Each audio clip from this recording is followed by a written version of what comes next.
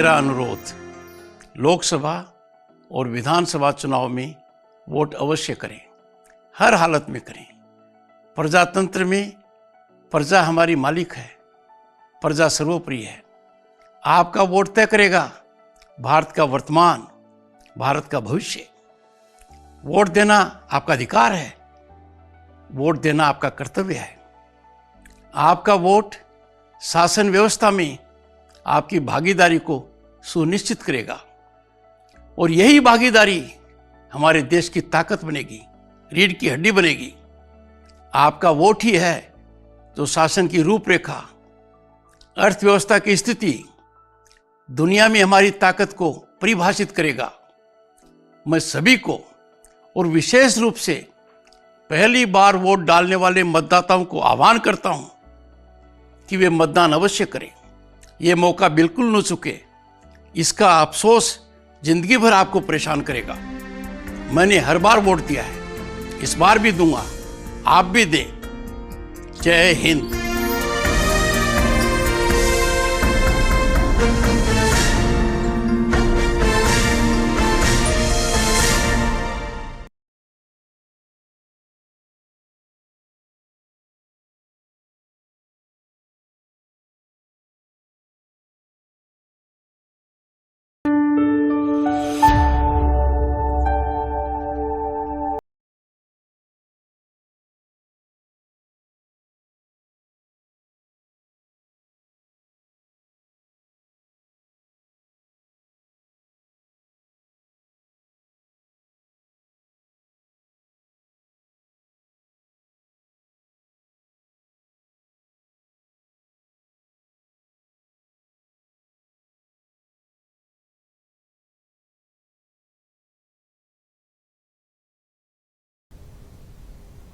नमस्कार, द्वीप दर्पण में आप सभी का स्वागत है।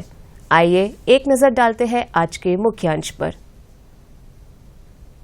भारतीय कृषि अनुसंधान परिषद के महानिदेशक ने क्यारी और कृषि विज्ञान केंद्र का किया दौरा। महानिदेशक डॉक्टर हिमांशु पाठक ने प्रशासनिक सह प्रशिक्षण भवन का किया उद्घाटन। और परिवहन सचिव ने कहा 30 रुपए में पर्यटक और द्वीपवासी विशेष बस सेवा की यात्रा कर सकेंगे। अब द्वीप दर्पण विस्तार से।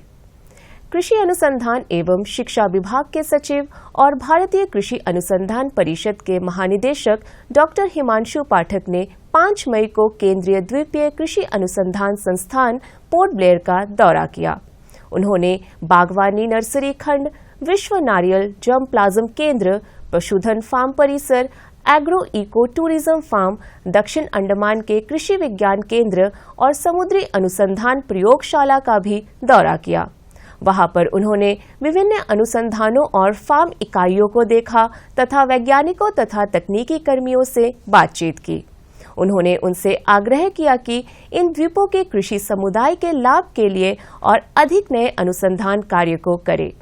क्यारी निदेशक डॉक्टर एकनाथ बी चाकुरकर ने संस्थान के बारे में और उसकी उपलब्धि तथा विकास पर प्रस्तुति दी।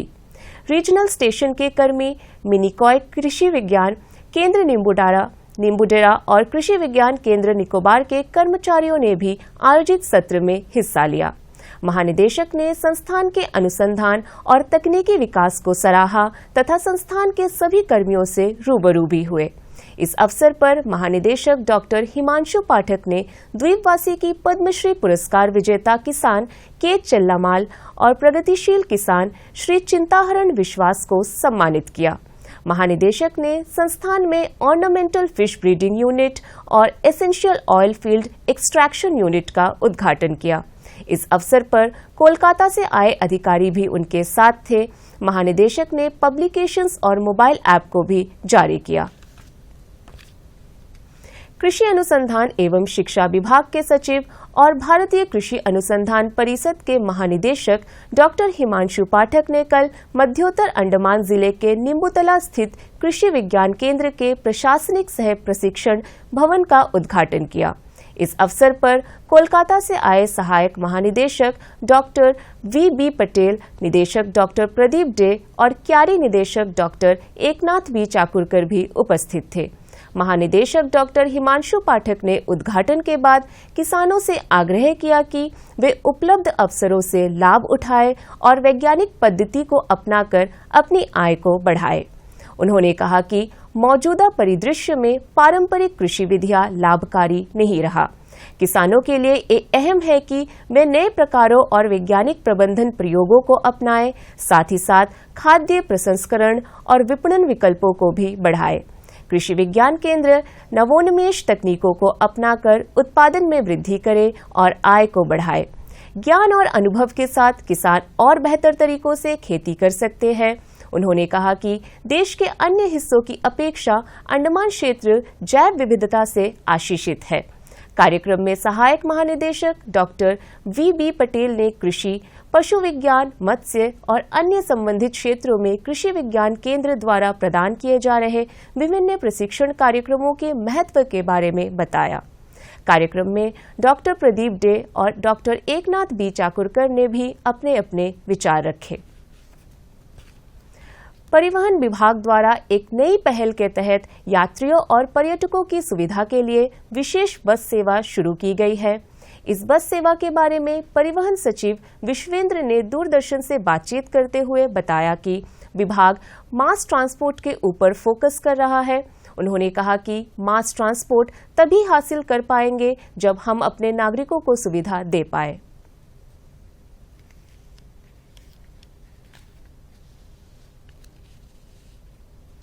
आप अभी रिसेंटली आपने देखा कि एयरपोर्ट और जो हमारी जेटी है, हैडो जेटी और 11 चरमा, यहाँ जो हम लोगों ने जो सर्विस शुरू करी है उसके पीछे जो मेन रीज़न है मल्टी मोडल ट्रांसपोर्ट और जो ट्रांसपोर्ट नोड्स हैं हमारे सिटी की, उसको कनेक्ट करने के लिए ये इनिशिएटिव लिया गया है।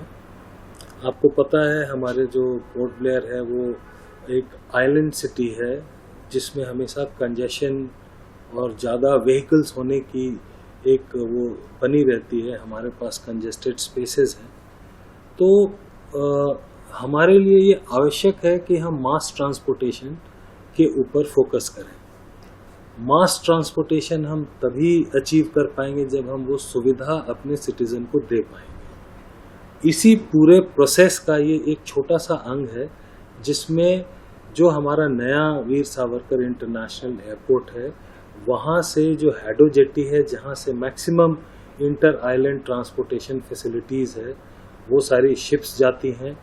दूसरा, इस पूरे इसी इनिशिएटिव में जो हमारा बस टर्मिनस है जहाँ से नदर्न आइलैंड्स के लिए सारी गाड़ियाँ जाती हैं, उन सारे नोड्स को, और 11 चरमा जो कि पोर्ट ब्लेयर का एक सबर्ब के फॉर्म में उभर रहा है, भातू बस्ती 11 चरमा, तो उस सारे नोड्स को कनेक्ट करने की एक कवायद है जो सर्विस हमने अभी शुरू करी है। डिपार्टमेंट को ये उम्मीद है कि ये सर्विस बहुत पॉपुलर होगी। फर्स्ट डे इटसेल्फ जो हमने एक जनरल पैसेंजर मैनिफेस्ट का ये मंगवाया, इंफॉर्मेशन मंगाई, तो 36 लोग तो पहले दिन ही थे। एयरपोर्ट और जो हैडो ये है जेटी है उसके 7 ट्रिप्स हैं, तो एक साइड से 7 बार व्हीकल्स चलेंगी। एयरपोर्ट और 11 चरमा के 4 हैं, 4 ट्रिप्स हैं, मैंने 4 बार राउंड ट्रिप होगी।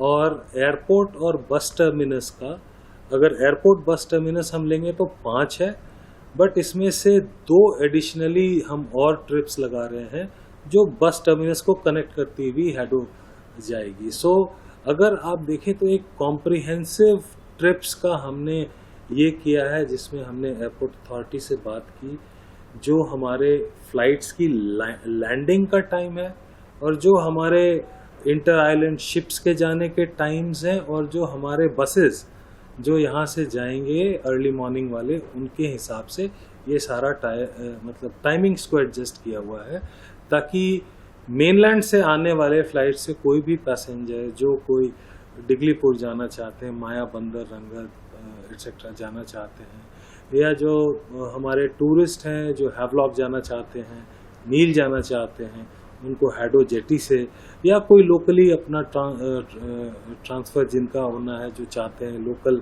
किसी एरिया में जाना चाहें तो वो बस टर्मिनस से जा सकते हैं। तो इन सभी चीज़ों को ध्यान में रखते हुए हम लोगों ने इस तरीके की एक सर्विस शेड्यूल करी है। उम्मीद है कि आइलैंड के लिए, आइलैंडर्स के लिए और टूरिस्ट के लिए बहुत ही फ़ायदेमंद एक मल्टी मोडल ट्रांजिट का एक नमूना सक्सेसफुल होगा। इस बस सुविधा के बारे में जागरूकता अभियान पर बातचीत करते हुए परिवहन सचिव ने कहा कि इसके लिए पर्यटकों और लोगों को जागरूक किया जाएगा। अवेयरनेस कैंपेन है, इसका हम सिर्फ जैसे नॉर्मली हम कोई जिसको कहते हैं शेड्यूल ऑल्टरेशन करते हैं किसी भी बस सर्विस में, तो हम अपने यहाँ के लोकल न्यूज़पेपर्स में हम इसको एडवर्टाइज कर देते हैं और ये हो जाता है। इस बार एक अनोखे पहल में एक तो आपके माध्यम से हम लोगों तक मैक्सिमम लोगों तक रीच करना चाहेंगे। दूसरा, एयरपोर्ट्स के अंदर हम टाइमिंग्स की स्टैंडीज लगा रहे हैं अराइवल डिपार्चर लाउंज में, ताकि लोगों को पता रहे। दूसरा, जो हमारे पीएमबी का हैडो जेटी पे पैसेंजर हॉल है, वहाँ पे भी ये सारी टाइमिंग्स रहेंगी कि जाने वाले पैसेंजर को और आने वाले पैसेंजर को इस चीज़ का इल्म हो कि भाई इस टाइमिंग्स पे बसेस यहाँ चलती हैं। इसको हमने अभी जो हमारा टूरिज़्म का ऐप है, टूरिज़्म डिपार्टमेंट का ऐप है, जिसमें आपके सारे डिटेल्स हमारे अंडमान निकोबार आइलैंड्स के tourist places of tourist interest के जो इम्पोर्टेंट इंफॉर्मेशन सारी दी जाती हैं, उस ऐप पे भी इसका एक स्टैटिक लिंक हम होस्ट कर देंगे, जिससे जो भी उस ऐप को देखेगा उसको ये पता होगा कि एयरपोर्ट से एक ये सुविधा अंडमान निकोबार में पोर्ट ब्लेयर में अवेलेबल है, जो एक कंफर्टेबल, रिलायबल और सस्टेनेबल, चूँकि इसमें हम इलेक्ट्रिक बसेस का यूज़ कर रहे हैं, रिलायबल और sustainable environmental friendly bus service की एक फैसिलिटी उनके लिए अवेलेबल है। इसके मकसद के बारे में सचिव ने कहा कि हमारे यहाँ आने वाले मध्यम और कम आय के पर्यटकों के लिए अच्छी सुविधा उपलब्ध कराना हमारा लक्ष्य है। देखिए, चार्ज हमारा ये कॉमन चार्ज है, 30 रुपीज़ का चार्ज रहेगा। 30 रुपये का इसमें जो कॉस्ट ऑफ द टिकट जो हमने प्राइस किया है वो 30 रुपया किया है, अकॉर्डिंग टू जो हमारा अप्रूव्ड बस फेयर्स है उसके हिसाब से हमने किया हुआ है। हाँ, हमारे पास EBTMs होते हैं, इलेक्ट्रॉनिक बस टिकटिंग मशीन्स होती हैं, जिससे कोई भी पैसेंजर जो इसको ऑन बोर्ड करेगा वो वहीं पे उसको वो टिकट मिल जाएगी।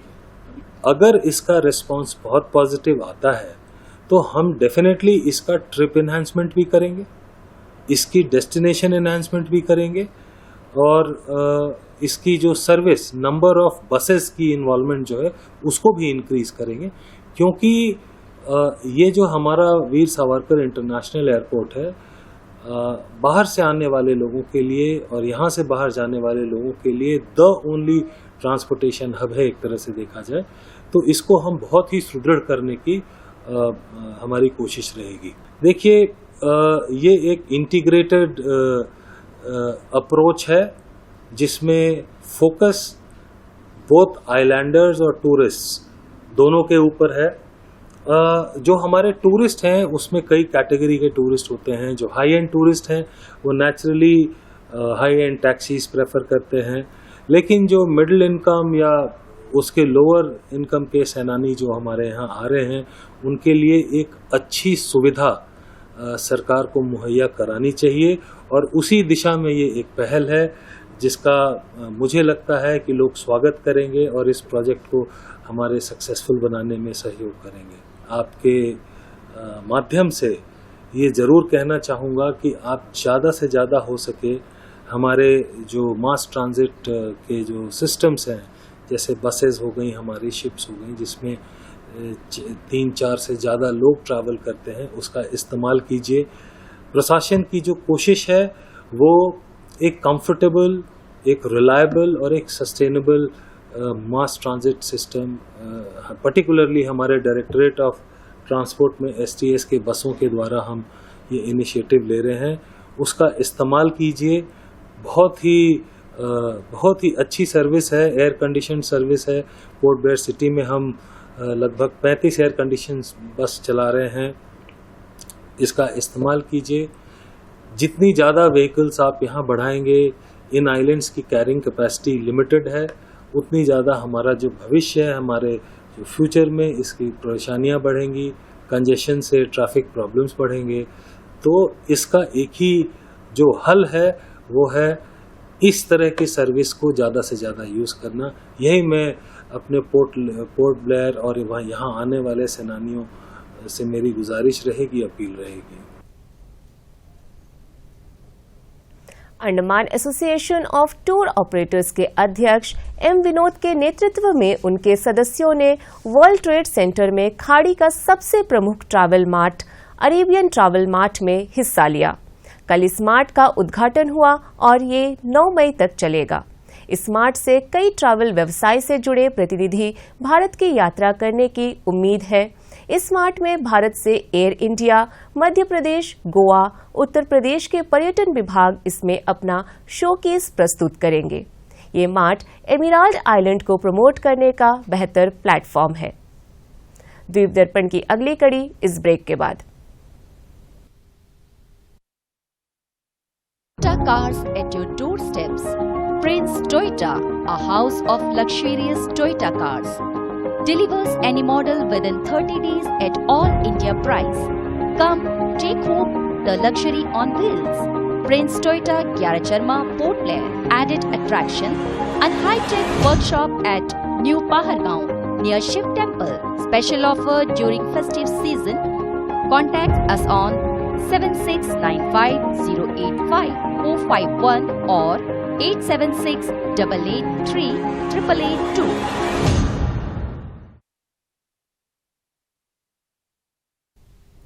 ब्रेक के बाद द्वीप दर्पण में आपका स्वागत है। अंडमान मोपला सेवा संगठन ने कल पोर्ट ब्लेयर में यूपीएससी सिविल सर्विस परीक्षा पास कर चुकी सुश्री ज़ोहरा बानो को सम्मानित करने के लिए समारोह का आयोजन किया। इसमें एन मोहम्मद और टी हमजा मुख्य अतिथि थे, जबकि डॉक्टर जमीला और सुश्री मरियम बीबी सम्मानीय अतिथि थी। सम्मान समारोह में सुश्री ज़ोहरा बानो ने अपने संबोधन में सहायता के लिए आभार प्रकट किया और जीवन में शिक्षा के महत्व पर जोर दिया। उन्होंने अपनी परीक्षा की तैयारियों के अनुभवों को भी साझा किया। कार्यक्रम में उपस्थित विद्यार्थियों ने ज़ोहरा बानो से सवाल जवाब भी किए। संगठन की ओर से सुश्री ज़ोहरा बानो को मोमेंटो और शॉल भेंट किया गया। कार्यक्रम में उपस्थित अतिथियों और अंडमान मोपला सेवा संगठन के पदाधिकारियों ने भी अपने विचार रखे। दूरदर्शन केंद्र पोर्ट ब्लेयर से कल doctor speak live phone in कार्यक्रम का प्रसारण होगा। ग्रीष्मकाल के दौरान विशेष स्वास्थ्य देखभाल विषय पर चर्चा करने और दर्शकों के सवालों का जवाब देने के लिए उप निदेशक स्वास्थ्य डॉक्टर अभिजीत रॉय हमारे स्टूडियो में उपस्थित रहेंगे।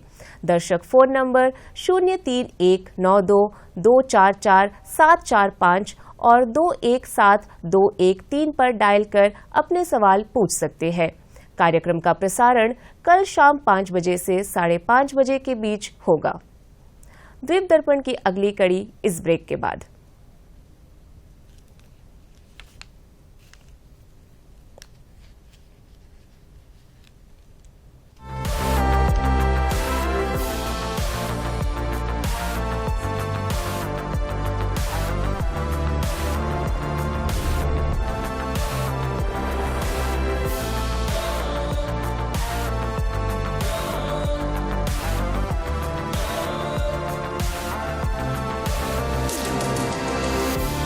The Mahindra XUV 3XO.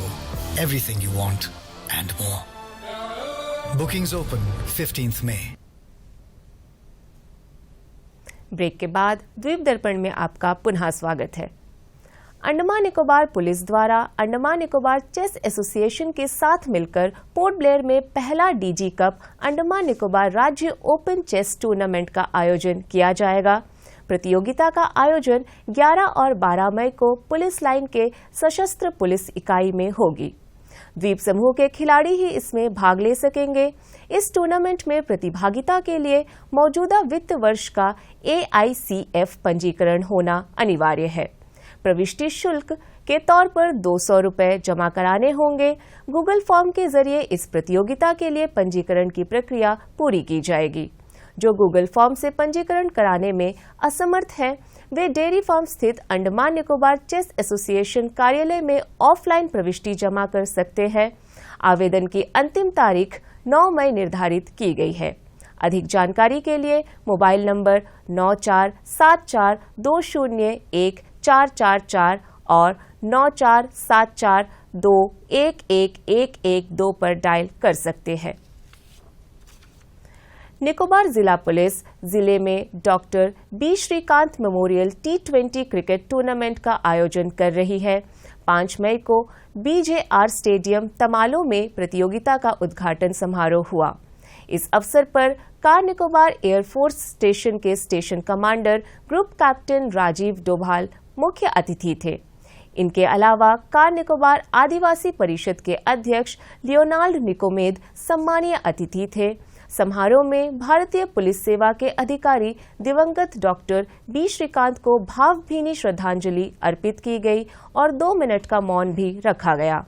उद्घाटन भाषण में जिला पुलिस अधीक्षक सन्नी गुप्ता ने अतिथियों, उपस्थित टीमों और दर्शकों का अभिवादन किया। उन्होंने इस टूर्नामेंट के आयोजन के बारे में अपनी बात कही।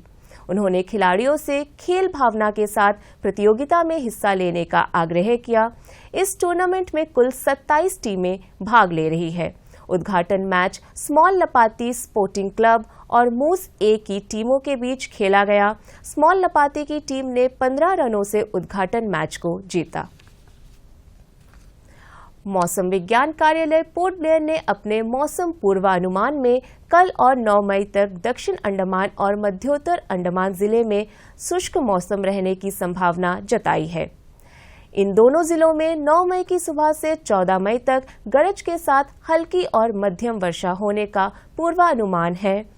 वहीं निकोबार जिले में कल से अगले 6 दिनों के लिए गरज के साथ हल्की और मध्यम वर्षा हो सकती है।